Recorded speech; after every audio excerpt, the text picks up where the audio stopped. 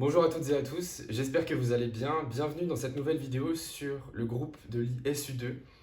Donc voilà, dans cette deuxième vidéo, on va introduire le groupe de Lie SU2 et son algèbre de Lie afin de donner quelques propriétés, notamment des propriétés qui lient l'algèbre avec le groupe. Voilà, donc ça va être la suite de la précédente vidéo. La précédente, elle était vraiment plus théorique sur des généralités. Aujourd'hui, vraiment, on est très terre à terre et on introduit donc le groupe de Lie SU2. On va commencer par introduire le groupe de Lie U2. Alors, U2, ça va être l'ensemble, par définition, c'est l'ensemble des matrices dans GL2 de C telles que X DAG X égale X, X DAG égale identité. Alors, c'est quoi DAG ou XDAG? C'est X transposé conjugué. C'est en gros la matrice XJI, où tous les éléments sont conjugués. Voilà. Enfin, je vais faire dans l'ordre. C'est la transposée de cette matrice-là, donc c'est la matrice XJI. Voilà. Donc ça, c'est ce que je note XDAG. Et ça, on appelle ça le groupe unitaire. Alors, on peut démontrer que c'est un sous-groupe de GL2 de C, ça c'est assez rapide, mais on peut surtout démontrer que c'est un groupe de Lie au sens de la définition que j'ai donnée dans la première vidéo, puisque l'application qui a toute matrice associée XDAG X, elle est continue.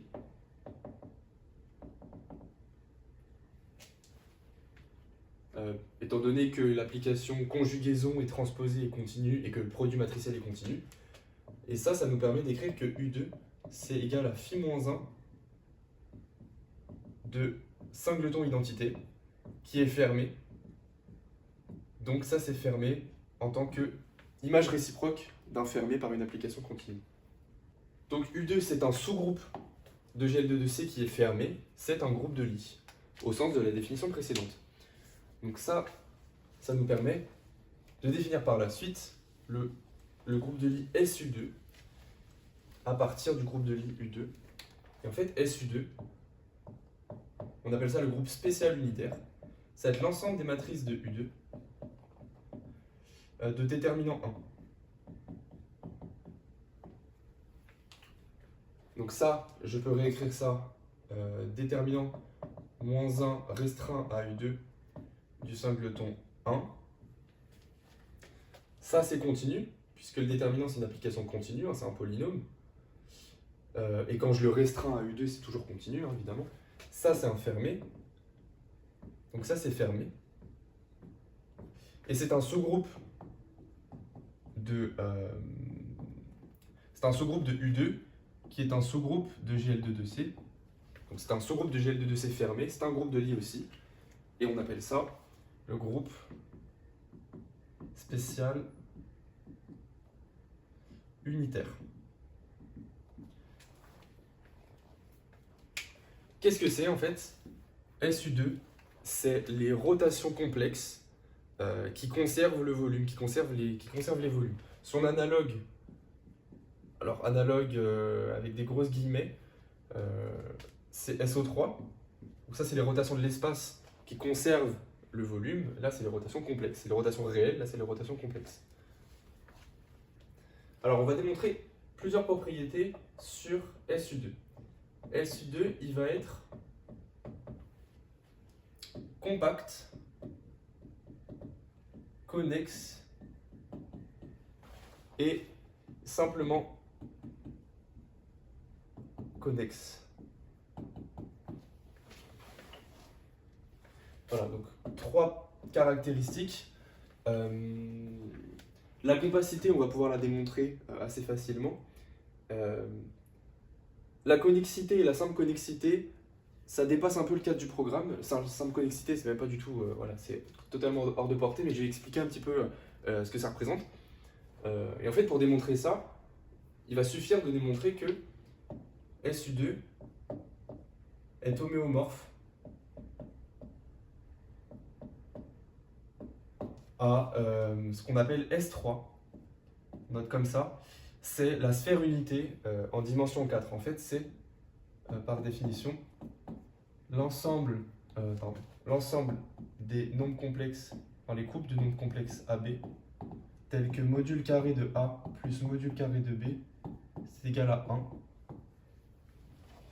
Et si j'écris en partie réelle et partie imaginaire, c'est l'ensemble des quadruplets x, y, z, t, tels que x carré plus y carré plus z carré plus t carré égale à 1.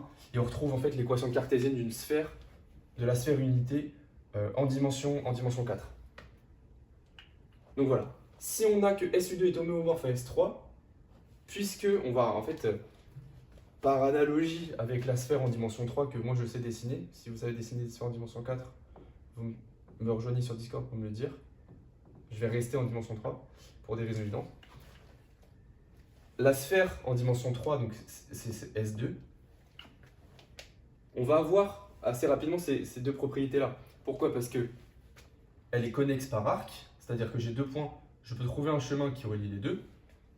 Voilà, je prends ce chemin-là. Il existe parce que je l'ai dessiné. Et elle est simplement connexe. Alors qu'est-ce que ça veut dire? Ça veut dire que si je prends un chemin sur ma sphère, donc par exemple celui-là, là, voilà, ça c'est un chemin, gamma, je vais pouvoir le déformer continuellement, donc par exemple comme ça, voilà, jusqu'à temps d'obtenir un point. Ça, la déformation, elle est continue. Ça veut dire ça simplement connexe. Donc là, on a le résultat pour S2, par analogie, en fait, pour S3, ça va être de la même manière, ça va fonctionner de la même manière, mais je ne vais pas le démontrer. Voilà, c'est juste pour vous donner un peu l'idée de ce que ça veut dire. Donc, S3 est connexe et simplement connexe. Et pourquoi est-ce que c'est compact? Tout simplement parce que c'est fermé et borné en dimension finie. Donc voilà. On a ces propriétés-là pour S3. Il reste à montrer que SU2 est homéomorphe à S3, puisque c'est des propriétés qui se transmettent bien par continuité. Donc, si on arrive à démontrer que c'est homéomorphe, étant donné que S3 vérifie ces propriétés, alors on aura que SU2 vérifie ces propriétés. C'est ça qu'on veut. Et ça, c'est la question que je me pose. Et en fait, je vais considérer F, ça va être l'application qui va de S3 dans SU2, qui à tout couple AB associe cette matrice AB moins B bar A bar. Et on peut démontrer que ça, c'est un homéomorphisme. Alors, on va démontrer le résultat proprement. Alors, en effet, F est clairement injective et d'image inclus dans SU2. Donc, il reste à prouver la surjectivité de cette application-là. Donc, pour ça, on va se donner une matrice de SU2 et on va démontrer qu'elle peut s'exprimer comme l'image d'un certain couple par F. Donc, soit X, une matrice de SU2, on va noter ça A, B, C, D. Alors, comme X DAG, X est égal à l'identité, on va avoir un certain nombre de systèmes d'équations que je peux vous laisser écrire, mais en fait, il est assez immédiat, c'est juste qu'il faut faire le produit matriciel. On a C carré plus D carré est égal à 1, AC plus B, AC bar, alors attends, AC bar plus B D bar est égal à 0, et aussi, on a que le déterminant est égal à 1, donc AD moins BC est égal à 1. Voilà. Donc on a plusieurs équations. Hop. Et celle-là. Je vais multiplier cette équation-là par D. Donc on a AC bar fois D plus B D carré est égal à 1. Je vais plutôt écrire afin de voir ce que je veux faire sortir. AD C bar ici. AD, je vais pouvoir écrire ça comme 1 plus BC fois C bar, plus j'utilise 1 moins C carré, B facteur de 1 moins C carré ici, est égal à 1. Et j'en déduis que B égale à moins C bar. Plutôt, si on préfère, C égale à moins B bar. En utilisant ce résultat dans cette équation-là, on va avoir que A moins D bar, facteur de C, est égal à 0. Donc là, on a deux cas. Si C est différent de 0, alors A égale D bar. Si C égale à 0, alors qu'est-ce qu'on va avoir? On va avoir que AD égale à 1, d'après la condition sur le déterminant. Et le module de D vaut 1. Donc A égale à D puissance moins 1 est égal à D bar. Donc dans tous les cas, A égale à D bar. Voilà. Et du coup, on peut écrire effectivement X comme l'image réciproque, pardon, comme l'image du couple AB par la fonction, par l'application f. Donc ça prouve la bijectivité de l'application. Maintenant, pour prouver que l'application est continue et que sa réciproque est aussi continue, on va écrire une dernière petite chose. Alors, la conjugaison est continue. Donc en fait, cette application-là, elle est continue par restriction d'une application continue AS3. Si j'avais regardé pour n'importe quel couple de complexe, l'application serait trivialement continue. Là, je la restreins à S3, c'est toujours continue. Et sa réciproque, c'est l'application qui a toute matrice ABCD associe AB. Et ça, c'est tout à fait continu aussi. Donc F est bien un homéomorphisme. SU2 est donc homéomorphe à S3, ce qui prouve le résultat. On a immédiatement que SU2 est compact, connexe et simplement connexe. Alors maintenant, comme on l'a vu dans la précédente vidéo, à partir du groupe de Lie SU2, on va pouvoir construire l'algèbre de Lie petit SU2 associé au groupe de Lie SU2 en prenant, donc on a que SU2 c'est une sphère en dimension 3, pardon, une sphère en dimension 4, à homéomorphisme près évidemment, c'est une sphère en dimension 4, on a l'identité quelque part, on regarde le plan tangent à l'identité, ça va nous donner SU2, l'algèbre de Lie, et en fait on va démontrer que petit SU2, ça va être égal à l'ensemble des matrices dans M2 de C, telles que xdag plus x est égal à 0, et la trace de x est égale à 0. Donc en fait, c'est l'ensemble des matrices anti-hermétiques de traces nulles. Donc pour ça, je rappelle le schéma qu'on va faire.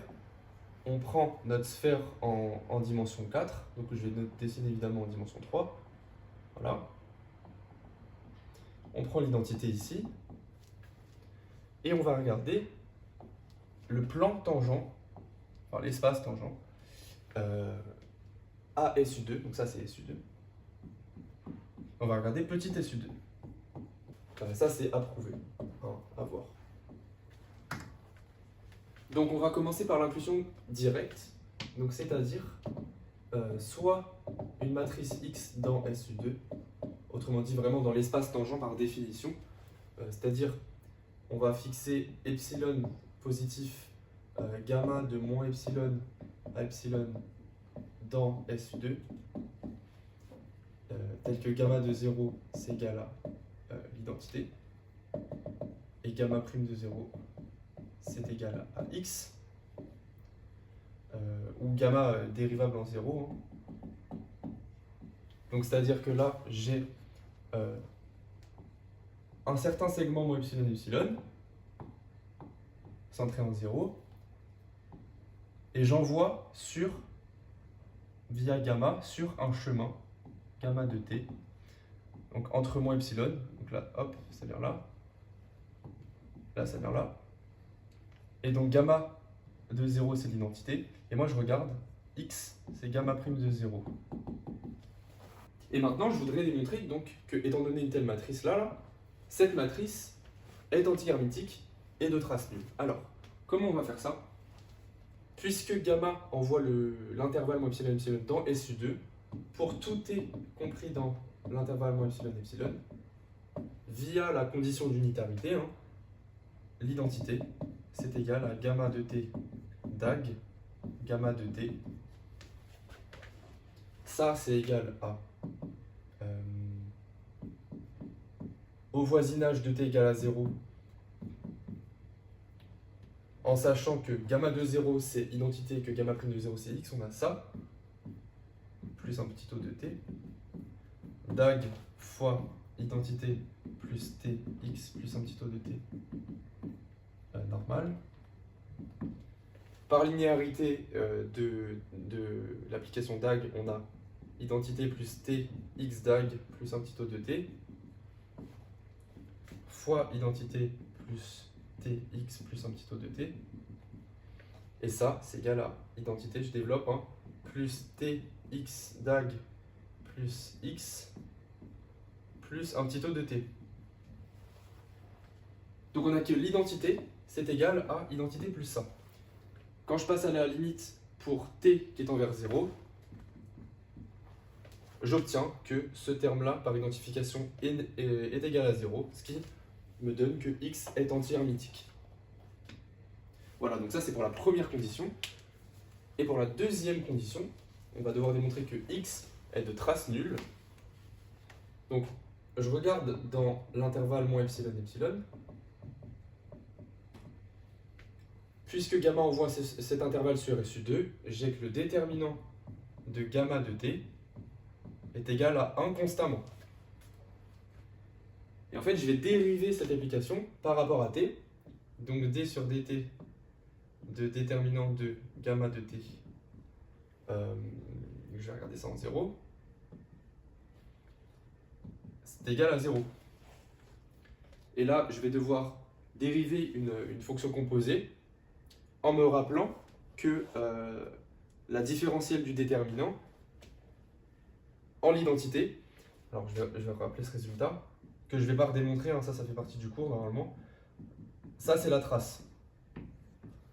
La différentielle du déterminant en l'identité, c'est la trace. Essentiellement, il faut revenir à la définition et utiliser la multilinéarité du déterminant.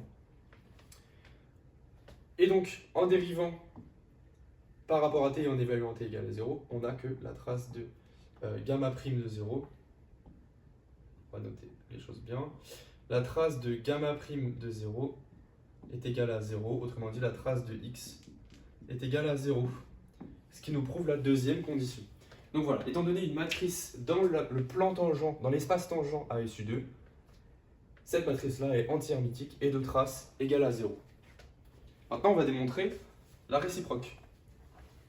Donc réciproquement, soit donc une matrice de 2 à coefficient complexe, telle que elle soit anti-hermitique et de trace nulle.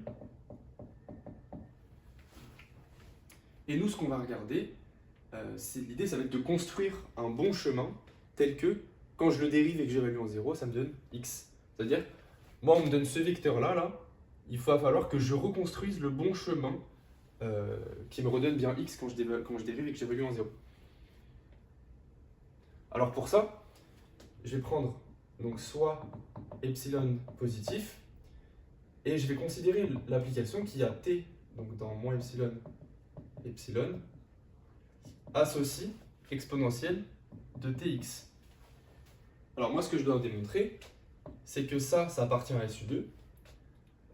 Alors pour démontrer ça, on va regarder donc déjà exponentielle de tx dag exponentielle de moins tx, exponentielle de tx. Alors on a deux choses, la transposition c'est linéaire et continu, et l'application conjugaison c'est un morphisme aussi, et c'est linéaire. C'est un morphisme en fait, c'est un morphisme involutif de corps, si vous préférez, ça fait un peu pédant, mais c'est vraiment ça le terme. Donc tout ça pour dire quoi? Tout ça pour dire qu'on peut rentrer le dag et le mettre sur le x ici. Ça nous donne ça. Autrement dit, on a que l'exponentielle de tx dag plus x Et ça, c'est donc égal à l'identité. Pardon, l'identité à deux dimensions. Et ça, puisque x DAG plus x égale à 0, on a que c'est égal à l'identité. Voilà, donc ça c'est la première condition, ça vérifie la condition d'unitarité. Maintenant, on doit déterminer le déterminant de l'exponentielle de tx. Alors le déterminant de l'exponentielle, c'est exponentielle de la trace. Ça pareil, c'est un résultat assez classique, c'est exponentielle de la trace de tx. Le t, je peux le sortir par linéarité, c'est exponentielle de la trace de t fois la trace de x. Trace de x égale à 0, donc c'est égal à 1. Voilà, donc là, c'est vraiment, ça appartient effectivement à SU2.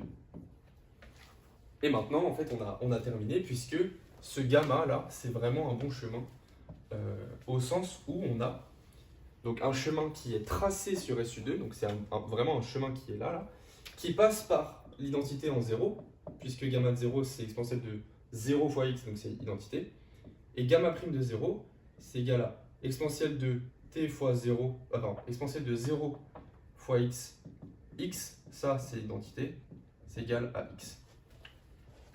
Donc vraiment c'est un bon chemin, et ça nous prouve que x appartient à SU2. Et finalement, on a l'égalité entre ces deux ensembles. L'algèbre de Lie du groupe de Lie SU2, c'est l'ensemble des matrices anti-hermétiques de trace nulle. Voilà, j'espère que cette vidéo vous aura plu. C'était histoire d'introduire le groupe de Lie SU2 et son algèbre de Lie petit SU2. Dans la prochaine vidéo, on va regarder plus précisément les liens qui existent entre les représentations du groupe de Lie SU2 et les représentations de l'algèbre de Lie SU2 et voir comment on peut faire des liens entre les deux. En fait, on va se rendre compte rapidement que c'est beaucoup plus facile de regarder les représentations de petits SU2 afin de remonter ensuite aux représentations de grands SU2, c'est celles qu'on veut à la fin.